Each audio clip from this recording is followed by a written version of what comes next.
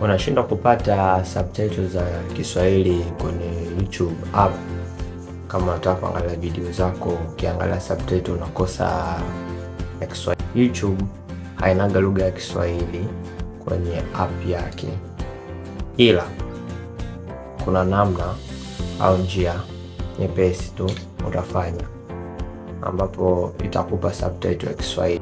Kama unaangalia video labda ya lugha nyingine ya Kiingereza au tafsiria, au unaangalia maudhui au taarifa habari, kuna namna fulani ambayo unaweza kupata maneno yako kwa chini ya display kwa subtitle ya Kiswahili. Karibu kwenye channel yangu, subscribe, share na like kwenye video zangu. Kwanza utabidi uende kwenye Google Chrome.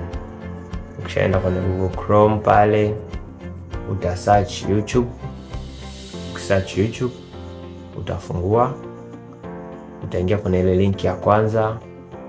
Ukishaingia kwenye link ya kwanza utachagua usign in kwenye account yako au usisign in, then utabidi usearch pale juu video ambayo unataka kuiangalia. Utafungua afu utaenda kwenye settings kama kawaida, utaenda kwenye subtitle pale, utachagua lugha. Utaona kuna lugha zote hadi lugha ya Kiswahili utaikuta, then utaiselect Kiswahili.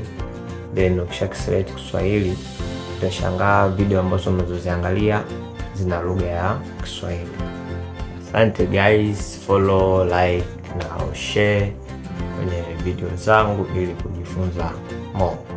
Hakikisha unafuatilia next video inayofuata, na comment chini ni tatizo gani ambalo unataka niliongelee.